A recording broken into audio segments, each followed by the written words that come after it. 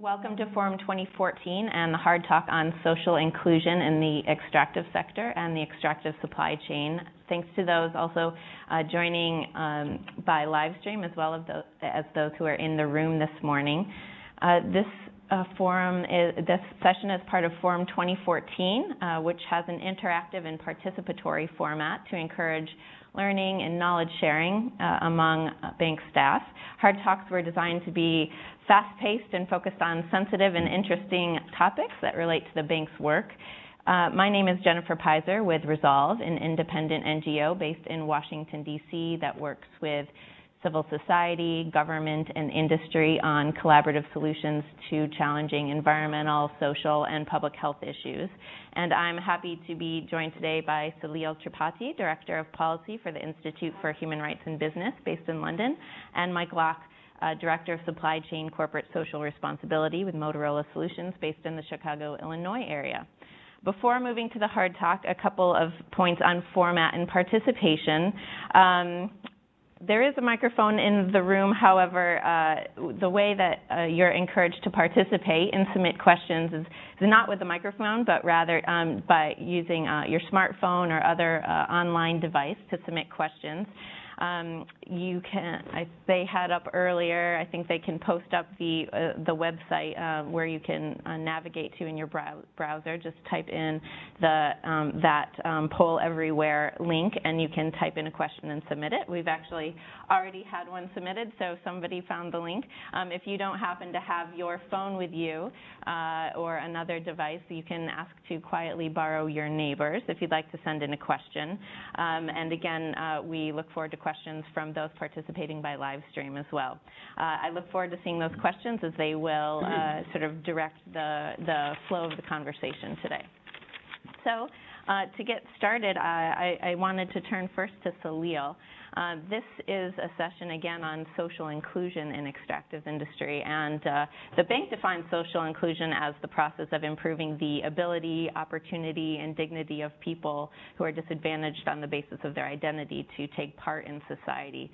That can be somewhat of an abstract concept. I wondered if you might start by way of introduction of yourself and also some of your work to give a couple of examples of where your work interacts with this concept of social inclusion. Sure, yeah. It's always great to demystify things as we start. And I work for it's a think and a do tank. We don't just do thinking, we try to do things afterwards. It's the Institute for Human Rights and Business. And we work with government, civil society, and certainly with corporations. In a simplest way to look at it is through the framework that John Ruggie came up with, who was the UN Secretary General Special Representative for Business and Human Rights, which is that states have the duty to protect human rights, companies have a responsibility to respect human rights, and when the gaps exist between the two, you need remedies. So how does a state negotiate and the company negotiate, particularly in areas where states may be unwilling or unable to do everything they need to? And that challenge becomes very interesting in the context of trying to place the NGO community calls people as beneficiaries, but let's just call them what they are, people, and how to place them at the center. And once you negotiate the path along those lines, then it becomes very simple that any activity, look at the impact on those who are the vulnerable and marginalized, and see that they are at least not discriminated against, at least there's no harm to them. I mean, it's great to build schools and hospitals in difficult parts of the world, but it's equally important to make sure that their access to whatever it is that's important for them is not denied. Now, that's a very broad concept, and in a very practical way, what we would look at is that we are starting a process called the Nairobi process in Kenya, which looks at the oil sector on one hand. They found new oil there, and they want to try to make sure that the mistakes that have happened elsewhere in the past are not repeated. And how do you make sure that the communities which are moving around in the area in a pastoral setting, their access to their rights are not denied? That's one example of that. Okay, thank you. So a lot of the themes that Salil mentioned, my being more familiar with some of your work in the past few years, Mike, certainly resonated for me. But I wonder you could tell those in the audience today, why is it that a company like Motorola Solutions, which is pretty far downstream from the extractive sector, why you're here today, where your work has intersected with some of these concepts as well, and why, for example, a guy from Chicago has been to Lubumbashi, Kigali, Kinshasa, Bukavu, and Goma over the past several years? That's a good question. I know when I go in the region, they look at me kind of, what are you doing here? Because they're like, what's an end-use company doing here? And really, just so put it in what I do in the company I work for, Motorola Solutions works for government and public safety type of applications. So your police, fire, walkie-talkie, radios, communication devices, along with enterprise mobility to help companies deal with logistical issues, RFID, barcode scanning, or some of the things that we do. And the electronics industry has, especially in the last 10 years, has been really focusing and working on supply chain issues, especially with the amount of outsourcing that now takes place in a lot of the developing countries, and other places. And so I was very involved in both the Electronics Industry Citizenship Coalition, the EICC, along with the Global E-Sustainability Initiative as they worked on their program. And that program primarily focused on how do we deal with supply chain performance, typically with our Tier 1 suppliers where we have the commercial relationship. And about 5 years ago, the issues of conflict minerals came up. And since I was participating and leading the work group looking at the supply chain related issues, we started to look at whether or not we actually had accountability, had the ability to impact some of the mining issues that have been flagged in the DRC, the conflict mineral issue. And so we started looking at that, trying to understand what is the electronics industry's impact to that. And we found out that, we utilize roughly 30% of the world's tin, close to 60% of the world's tantalum, to a much lesser extent, I think maybe 10% gold and even lesser extent tungsten. So we said, okay, we do have an obligation, responsibility to source responsibly. So we started to put together a program, and this is in late 2008, 2009, and then Dodd-Frank came out in 2010 as we were starting to pilot some of the programs, and that really led to a... Dodd-Frank is? Yeah, Dodd-Frank, the conflict minerals bill, which basically requires companies, if they're publicly traded, essentially, to disclose to the Security and Exchange Commission whether or not these minerals are in their products, and then if they're in the products, they have to implement due diligence to understand the country of origin, and if they came from the DRC, what due diligence did they do, and describe that due diligence in their report, but also on their web page. So we're trying, as an industry, trying to figure out what we needed to do, what programs needed to be put in place. And so we developed our basically three-tiered approach where we were looking at a program that deals with the in-region activities, because we wanted to make sure we just didn't boycott the area or just pull out and solve the problem that way, because it wouldn't have really solved anything. So we developed a program to support in-region activities, so essentially from mine to smelter. And in some of the studies that we had done, we realized the smelter was actually the pinch point in our supply chain. And roughly, counting major smelters and refiners, there's 300 to 400 out there, and we felt that that was a manageable thing if we could put together a program around that. So we developed a conflict-free smelter program that focuses on the smelter. And then the last part was, how do we communicate this information up or down the supply chain, basically from smelter to end user? So we put together a reporting template for people to do that. But while we're going through this process, the conflict minerals rule regulation came out, and basically there was essentially it led to an unintended consequence of a de facto embargo of the area, and things were not happening. And so since I was very involved in both the development of the industry program, participating in the OECD due diligence guidance development, looking at starting the Public-Private Alliance for Responsible Minerals Trade, I realized we had reached kind of a tipping point. So we worked actually with one of our tantalum capacitor manufacturers and identified a mine in the non-conflict region of in the province of Katanga, and started utilizing some of the other programs that were being put in place from an industry perspective or from some of the regional support, whether it was the International Conference of the Great Lakes Region Regional Certification Mechanism, or the German government's certified trading chain, and then the tin industry was implementing a traceability program. So we wanted to demonstrate that industry and end users were willing to stay engaged in the area if the right measures were put in place. But also we wanted to support the ongoing programs that were being put in place because nobody was using them. So materials weren't moving, programs couldn't develop, they couldn't understand what the challenges were on implementation, they couldn't be tested. So we put together a Solutions for Hope project where we identified everybody in the supply chain so we could actually pull the material to and start to exercise these systems that were put in place. And that's kind of how I started visiting the area, implementing and understanding those on-the-ground programs. Great.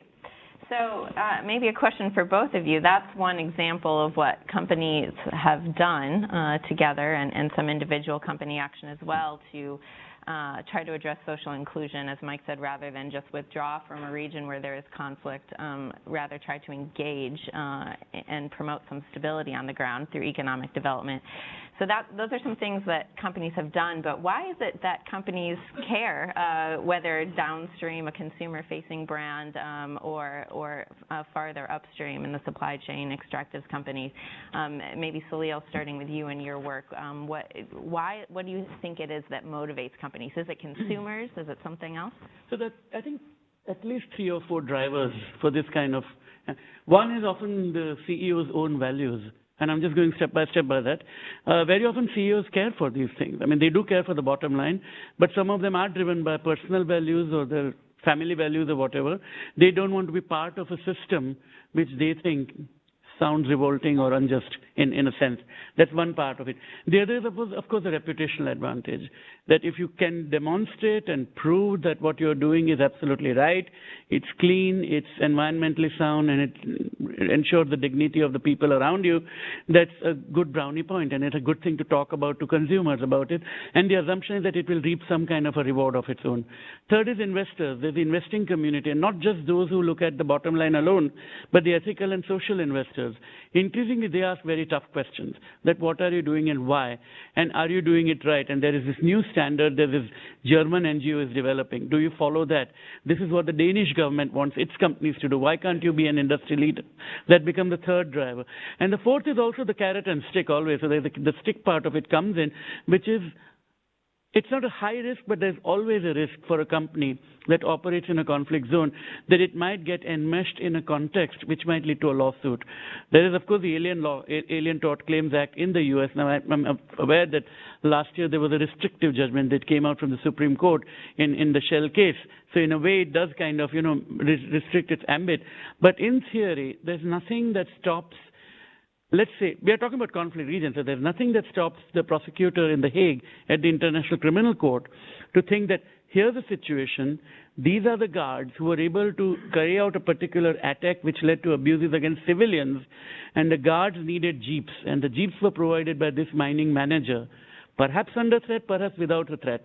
But by having known and should have known and actually aiding and abetting that activity, it exposes the guard, it exposes the manager, the management, and the company to a potential lawsuit. And it may even be the individuals are implicated, but that becomes a very serious issue. So I think it's both the negative parts which prevent companies, from, to think twice about what they're doing in a way, which makes them do that, and the other is the positive part, that there are benefits to be had.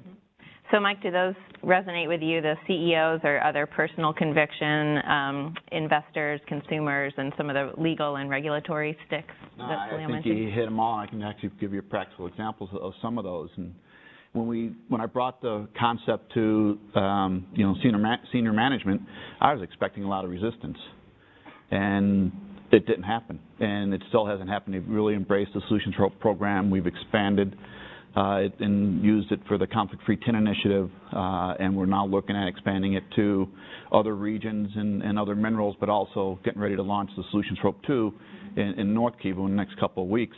But just the support has been really good from a investment standpoint.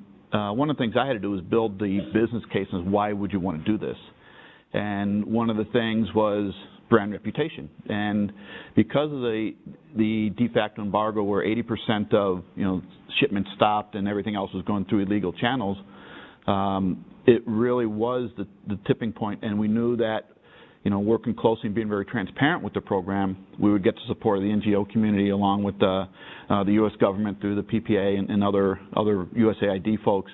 And so we implemented. So it really one of the things we weren't expecting, we knew we weren't going to hurt the brand, but actually I think it did help the brand in that respect. And so as we look at some of the indices that social responsible investment communities, the Dow Jones Sustainability Index, the FTSE for Good, all those things come into play and help you score higher. So I think there's been some positive impacts to that.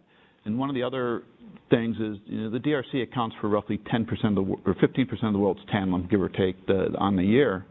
And one of the things we were seeing was severe price fluctuations. And industry doesn't like dealing with unknowns, and they don't like dealing with surprises. If they have a consistency, that's very important to them. So in this case, by keeping the tantalum sources available in the DRC, the legitimate ones, you can help minimize some of those peaks and valleys, so you get a little bit better on the continuity of supply.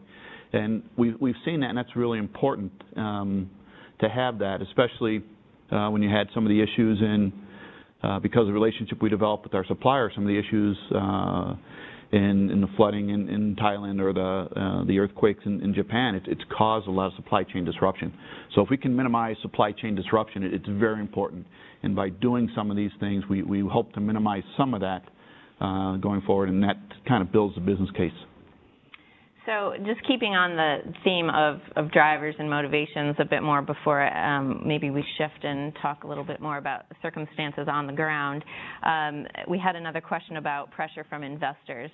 So Leo, you noted that as one driver. Mike, you mentioned some of the indexes where companies who are paying attention to these issues can be recognized and distinguished a bit for that work.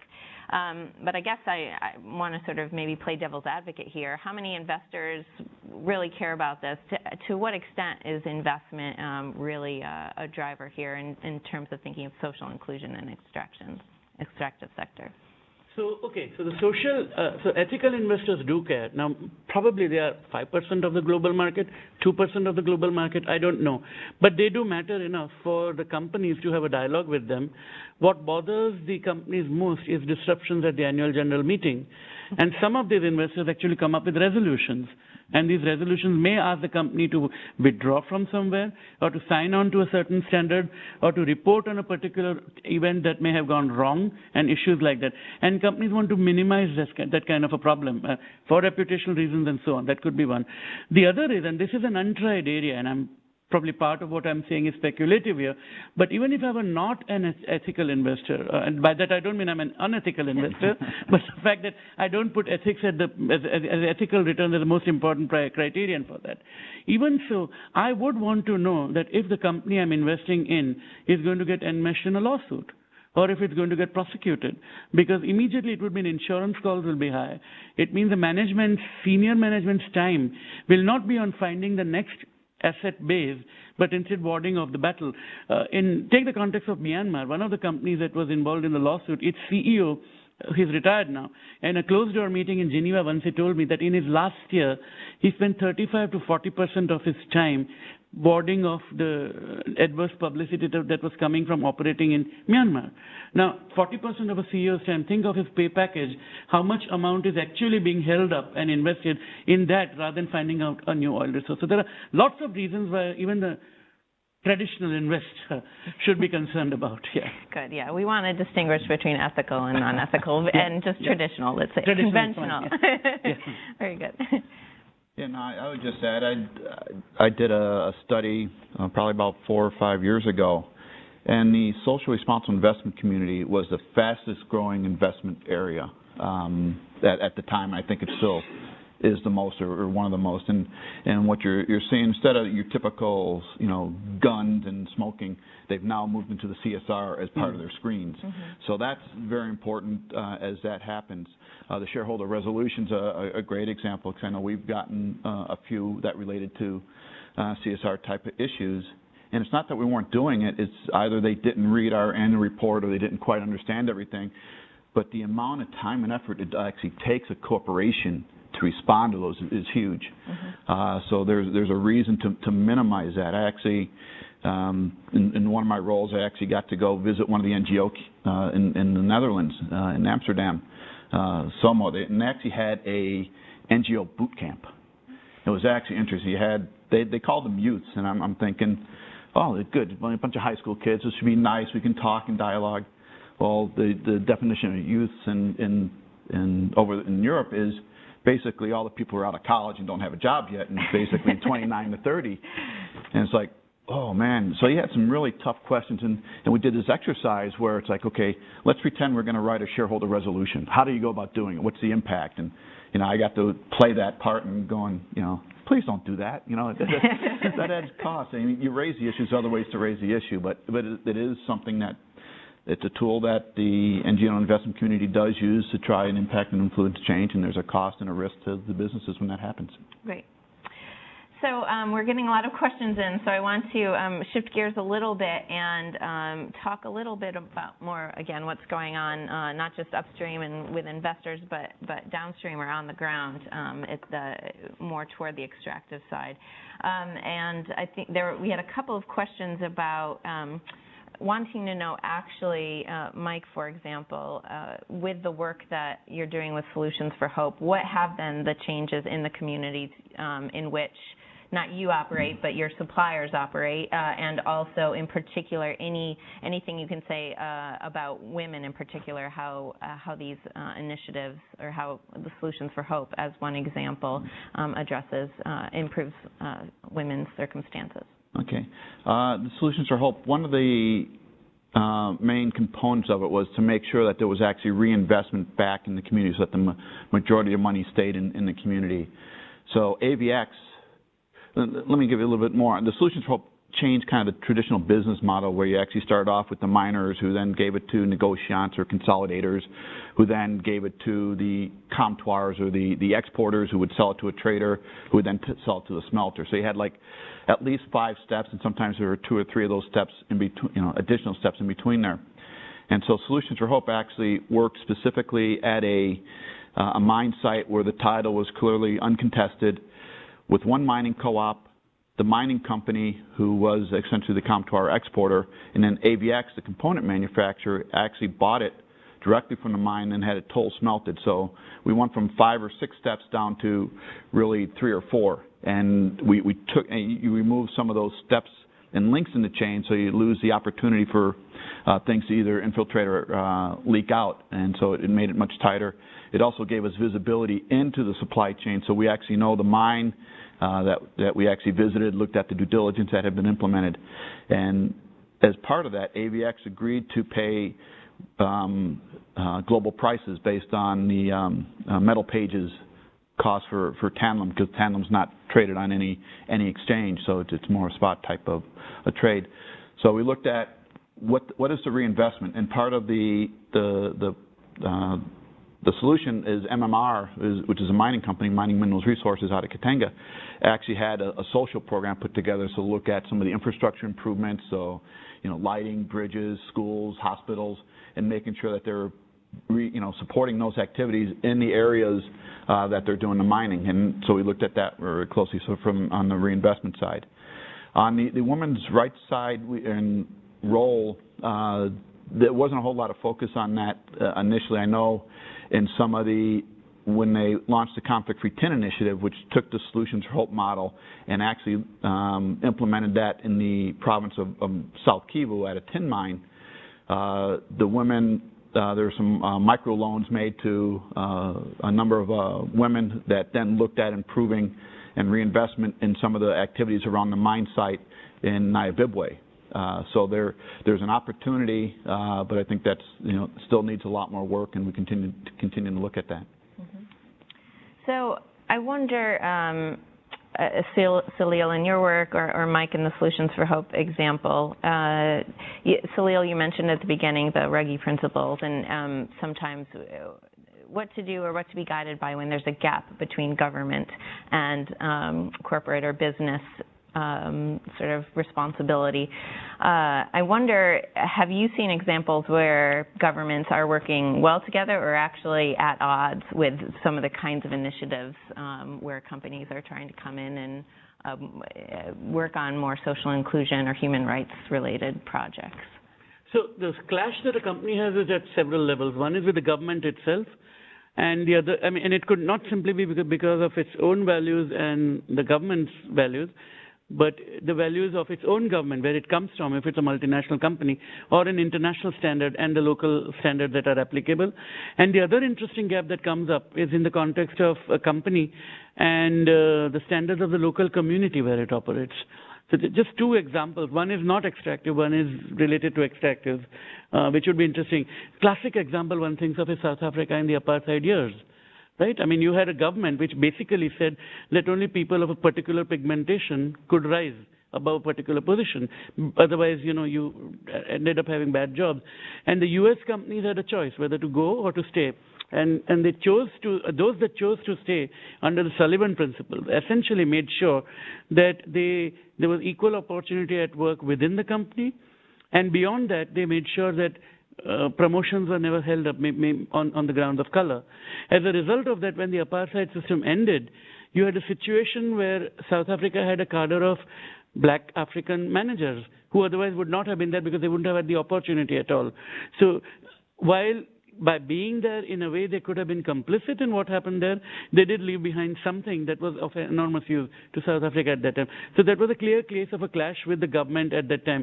And I'm not talking about specifics, whether a particular company should have stayed or not. But while it was not perfect, it was a good solution, Sullivan principle at that time. In terms of local community, that's an interesting one, and it talks about the women's inclusion issue that you raised earlier. And this happened with a company operating in Indonesia. It was an oil company. And it believes that it should consult the community before it takes any major decision. And that means consulting the entire community. But the local community elders said that, no, we have what we call adat, our own system. And that means you have to talk to village elders who are all men. And they will tell you what we want, and that's all we need to do. So the company had a dilemma, whether it should stand by its values and the universal values of consulting everyone, including women, or it should go along with what the adat was. And I used to work with Amnesty International at that time, and they came to us and talked about it. And they came up with a solution that they will have not a perfect but a good solution, which was to have a separate consultation with women, but which was run by local social workers who were again women or school teachers and so on. And they tweaked the plan accordingly about what they wanted to do. So there are times when there are these clashes, but there are always creative ways one can look for the solution which is good but not perfect. So we've had some more questions come in on Solutions for Hope project. One had to do with artisanal mining, and just I think one clarifying point is Solutions for Hope really does focus on artisanal mining. I think some of the programs that Salil has worked with have been more, you work with some of the larger scale oil and gas companies. But on Solutions for Hope, someone asked, it doesn't sound like a sharing of benefits. It sounds more like the charity model. And is that really social inclusion? How would you respond to that? Yeah, I would say what we're trying to do there is one, exercise the systems that are being put in place. So we're strengthening and helping, whether it's the ITSC traceability and due diligence programs being implemented, or the ICGLR regional certification mechanism where they're actually starting to issue certificates. We're supporting those activities so that other mines in other regions can start to open up and have credibility associated with them because they're using the same tools. From a standpoint around artisanal, what we're trying to do is look at mines that can actually help formalize the artisanal mining sector or move to small-scale semi-industrial. Because when a company goes from small-scale semi-industrial, they're willing to invest in the community. They're there for the long run. In the traditional model that I mentioned, they're just going for the latest and greatest gold strike, or the gold rush. And we've actually seen that at the Solutions for Hope mine, where the Tanla mine is in North Katanga province, and there was gold discovered about 50 kilometers away, and most of the miners left. So you get a lot of peaks and valleys in those issues. You have a lot of issues in artisanal mining around the pricing. They love it when the price goes up. They don't understand it when the price goes down, and it creates a lot of issues. So part of what we're trying to do is develop these mine sites so that they can actually become more stable and support the community on a more long-term basis, because that is sustainable. The artisanal mining model in the community is not as sustainable or as good as that. So there is a lot of upfront investment needed and time spent on the ground to set this up, but from your perspective, you're working toward a sustainable model. Maybe Motorola Solutions suppliers aren't there forever, but you're working toward that to happen. Another good example of what happened was in the Conflict-Free Tin Initiative. We actually visited that last November, and there was no mining going on. And what had happened was that the provincial government imposed a tax without due process. And so the artisanal miners, and that's a little bit different model, it actually has a mine site that they have the rights to mine on, and there's 2 mining co-ops with a number of different negotiants who then sell to multiple comptoirs. And they don't even have the volume of material to support multiple comptoirs or exporters. But what happened was the government just imposed a 500% increase in taxes without due process, and the miners couldn't support and even exist on that. And that was actually for the legitimate tag material. They didn't bother to impose taxes on the untagged material, which was rather interesting. So all the good actors that wanted to participate in the accepted traceability scheme didn't have any business. Yet the other comptoirs that weren't participating in traceability and were selling it at a discounted rate to Chinese processors were still in business and operating. It was rather interesting, that situation. And one of the other things we've seen in the model, especially the Conflict-Free Tin Initiative, is untagged material and material that's not supported by the initiative is actually sold at a discounted rate by up to almost 75%. So by imposing the right measures and supporting these activities, you actually create the economic incentive and drivers for the miners to support these activities, because then more of the money actually does remain in the community. Okay. So the question has actually disappeared a little bit on my screen, but someone was observing perhaps some difference between some of the things that the two of you are saying, Mike and Salil, and I want to ask Salil if you think these things are different or that there are intersections, really focusing on risk minimization and mitigation versus maybe social benefit or social good. Do you think those concepts are at odds? Does one preempt the other if the going gets tough? Or how have you seen that tension play out before in the work that you do? So in certain categories, there should be risk elimination to start with. I mean, if it's going to lead to people's lives at stake, then no amount of social good can, compensate for that. The example I give is, when companies say that, yes, it's terrible that, our security forces behave badly, and this is completely hypothetical.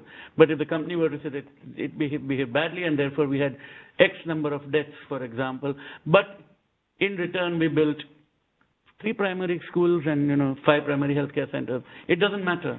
In fact, Ruggie has a nice passage in his 2011 report where he basically addresses this issue of corporate social responsibility, that it's fine if you do it, but if you do it, you have to make sure you get it right. And what he doesn't say, but what we had said once in an Amnesty International report was that if you promise, you may have to end up having to deliver, so make sure that, and you must deliver whatever you have promised. Otherwise, you'll get up into building a cycle of expectations which you cannot meet. And therefore, it's in a way much better for you to prevent harm to start with, and rather than promoting good. Now, it is almost seems unconscionable for an oil or a mining company to be in an area with no schools, no hospitals, and no roads and no water. And it wants to play the government role and try to be the benefactor of the region. But it has a whole lot of problems. It creates a cycle of expectations.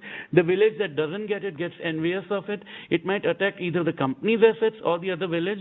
So unless there's a sound conflict-sensitive analysis, social benefit without thinking through the adverse consequences that might follow, even if they're unintended, could actually lead into risk elimination and mitigation model.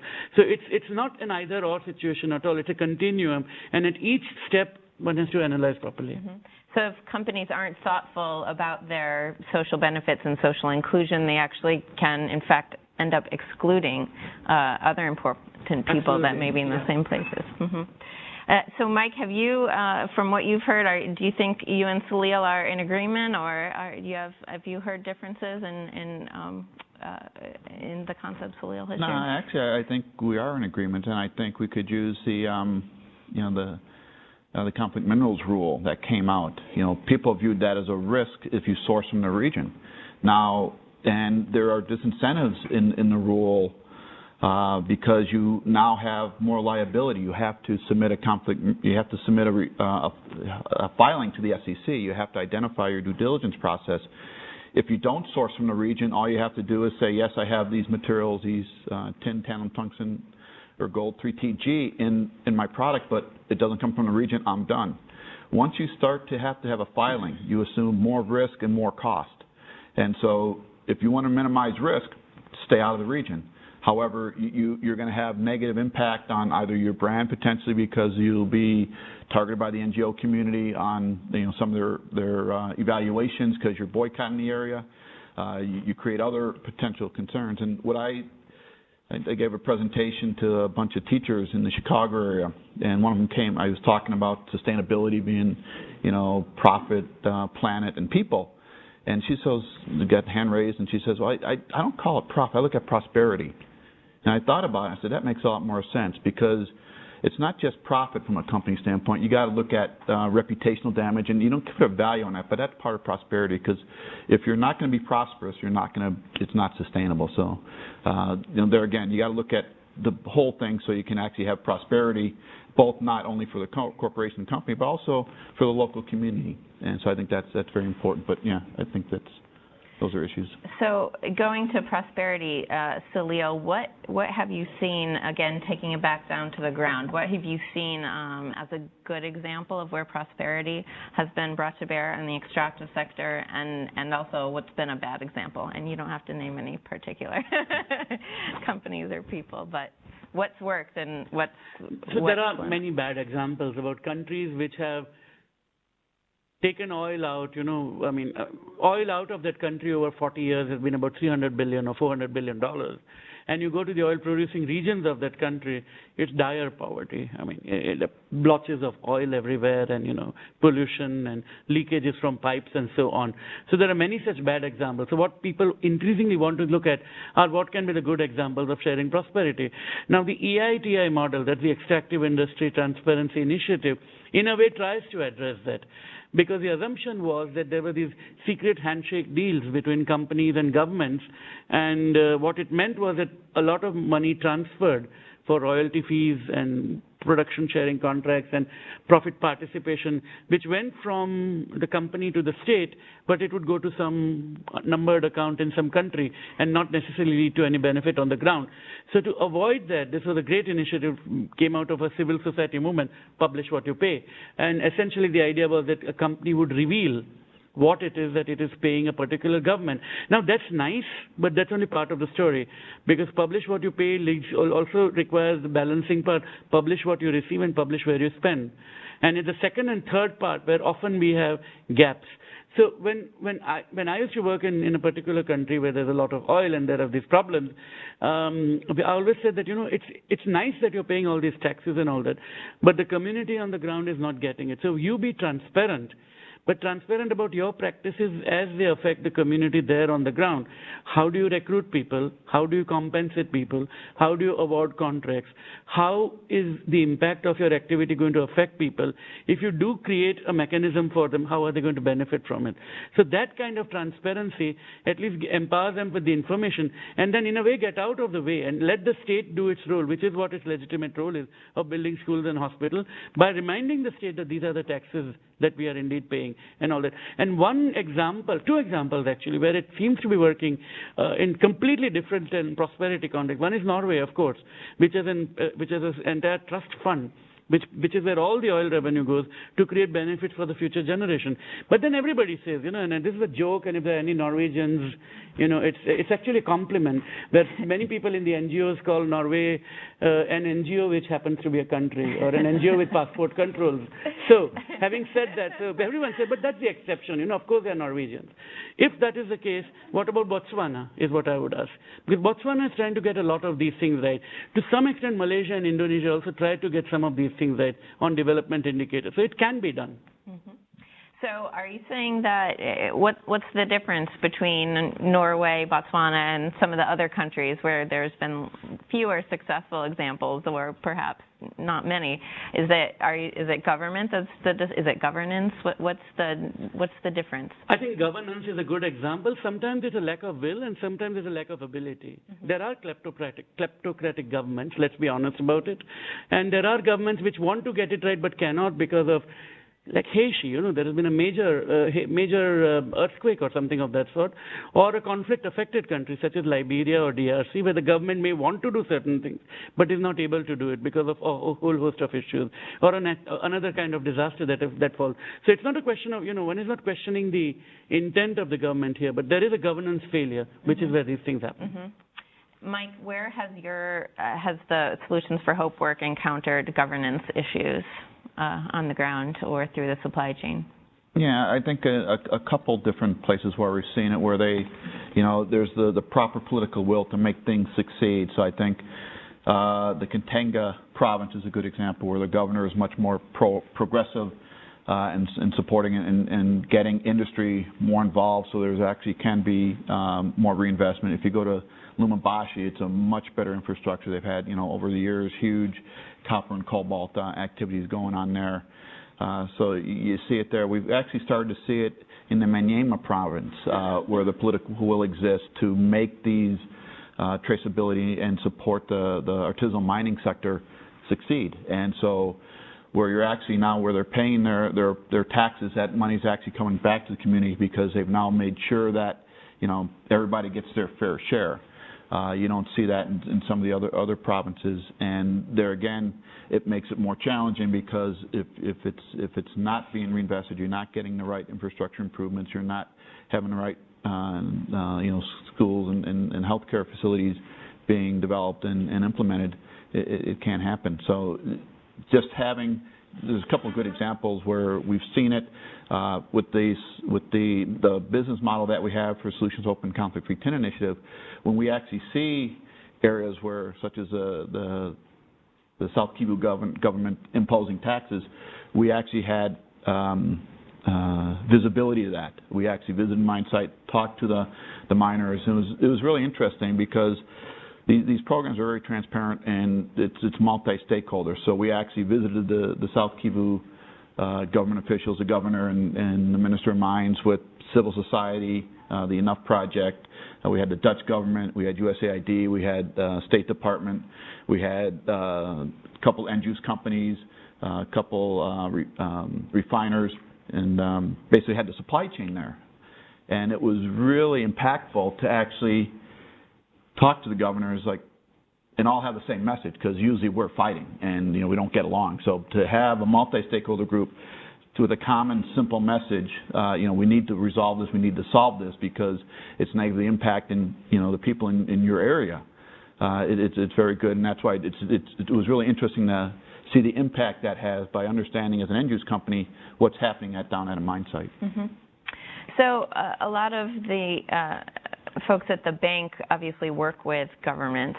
So thinking in the governance or other kinds of contexts, what advice or how would you like to see some of the bank in their many different possible ways of engaging or interacting be involved? Salil, you could start more generally or touch on some different issues, and then Mike, maybe you can speak about that in the Central African context. Yeah, so if we talk about social inclusion, gender dimension and human rights protection, the three broad territories. I'm not looked at every constitution in the world, but I'm quite sure that every constitution in the world has good things to say about each of these. Every government strives to be removing poverty. Every government strives towards equality, and at least in the name will say that there is some level of equality of rights. Whether they're realized or not is a different issue. And every government tends to make the right noises about human rights and so on.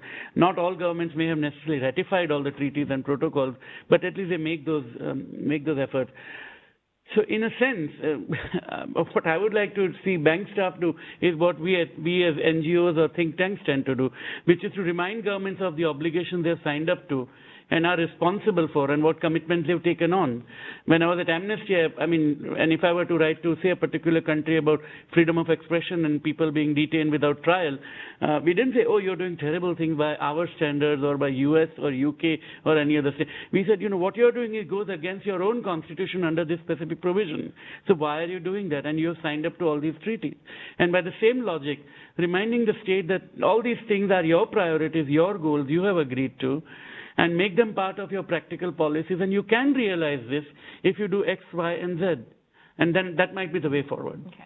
So I'm going to tease you a little bit, but you think the bank should send handwritten notes to the governments and say, don't forget, you wrote this. It could be an email. No, it has to be a conversation, of course. And many times these things are best not written down.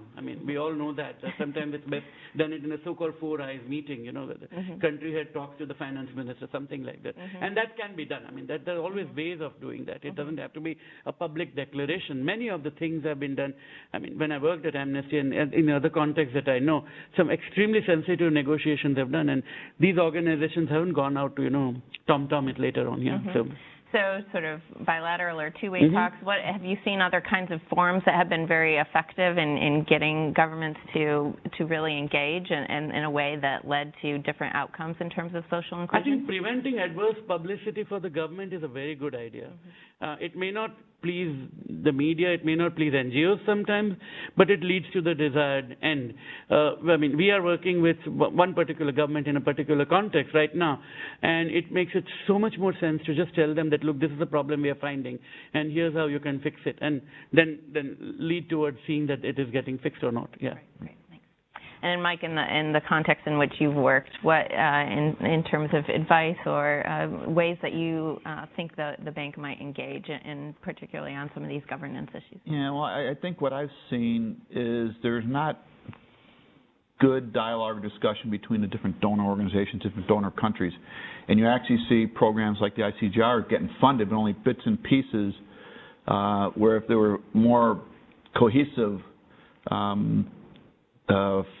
discussions going on or work with the different donor organizations, it'd be a little bit more consistent, a lot more support. You wouldn't have some of the gaps and lags that happen because somebody's trying to find funding to put towards it. I know ProMeans exists, making sure that they're supporting some of the in-region activities that will allow legitimate sources to continue to enter the various global supply chains, I think is important. But it's also looking at making sure, whatever they're supporting, that those organizations have skin in the game. We've seen through the PPA a lot of, people who want to capacity build. And, as Salil said, they're a think and do tank.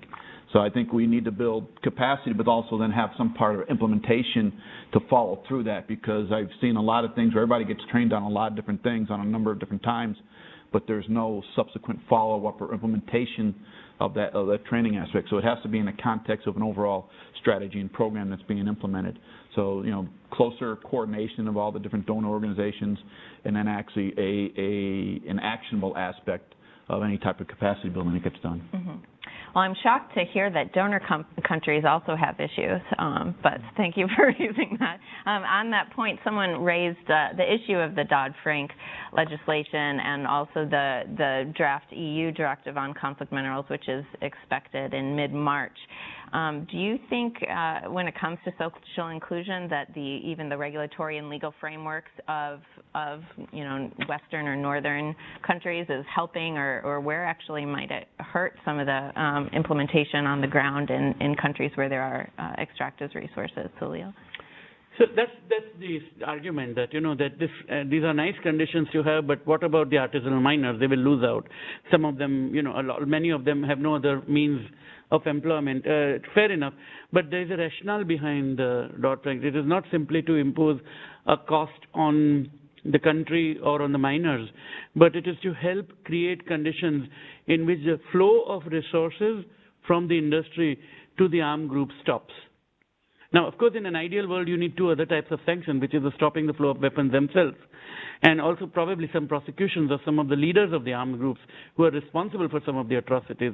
Those things have to happen. But in order to get there, we need a lot of other things in place, and Dodd-Frank Act seeks to at least work towards building that. So if one thinks back about what it is intending to achieve, then I think some of the questions at least will have to be seen in the complexity, and not simply as, cost being imposed on the country. In fact, it's not a cost only being imposed on the country, it's also the cost being imposed on the so-called quote-unquote bad guys. I mean, I was involved with the Kimberley process for conflict diamonds in West Africa. And of course, the idea was to drive out those bottom feeders or whatever you want to call them, who were otherwise, transferring the resources to the people who are using machetes to cut down the hands and feet of people. I mean, that was the atrocity you wanted to stop. And for a range of reasons, that stopped. I mean, Kimberley process is by and large, to a substantial degree, if we were to look at where we are today compared to where we were in 1999, we are in a better situation there. And perhaps Dodd-Frank may help lead there. Of course, the issue of what happens to the people who might otherwise go out or get out of work is important, but that's where other kinds of job. I mean, artisanal mining is not a pleasant job. It's an extremely back-breaking, difficult job. Surely they can be doing some other form of, not necessarily agribusiness, but providing and being part of the global food supply chain or something or the other. Some other means of occupation can be thought of which is relevant to the local needs, rather than have them in this kind of a vortex which keeps them imprisoned in that. Mm-hmm, mm-hmm. So, and Dodd-Frank and the EU legislation and Kimberley, those are all quite targeted initiatives, the voluntary principles on human rights and security. As a company downstream in the supply chain, or perhaps as an extractives company, can these issues be taken one by one? Do they need to be taken all at once because they're all important? Should they be prioritized in sequence? How, maybe back to you, Salil, and then Mike, reflection. What do you advise companies who are thinking about social inclusions in its many facets, child labor, environment, all those sorts of considerations? So if I were to go back to the Ruggie framework, it talks about due diligence. Each company has to do diligence about what its impact is going to be, and then take steps to mitigate the adverse impacts, and then to promote the positive ones. So that's a very kind of a simplistic answer to what you said, but I think that's what is needed, to look at each of the areas where the activities of the company are likely to have an impact, and then try to act accordingly. I mean, it doesn't mean sign up to every initiative that comes. I mean, maybe the company is operating in an area where there is no child labor issue, so there's no need to then go and sign up to some standard that requires you to do that first. But there might be others that are extremely relevant, and pick those and ensure that those performance levels are right, so that then it becomes a part of the whole mix. Mm-hmm. Mike? Oh yeah, I think one of the things that Dodd-Frank did, it really raised the awareness. I think initially and early on, people viewed the conflict minerals issue as a purely an electronics industry issue, and that's not the case. These minerals and metals are used in just about every industry out there. So it really did that. But it did create a de facto embargo. It did have some negative consequences. I think it's still a little early to tell what the overall impact is going to be. The first filing is going to be on May 31st of this year for products manufactured last year.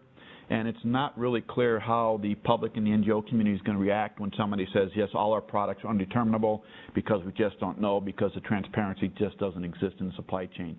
So it's going to be a number of years before that happens, but you'll probably have a number of companies after the undeterminable exemption goes away after 2 years coming out saying our products are not found to be DRC conflict-free because they just don't know. And a majority of products are probably conflict-free. People just can't make that type of assertion. And so it'll be interesting to see what the repercussions are of being in that situation of not knowing or having to declare your products as not found to be DRC conflict-free, because then you may start to see even a bigger boycott if it has a negative impact. So there's got to be some issues and some understanding of what's causing that, and how will the NGO community react to those, or the investment community react to those type of statements, or even your customers.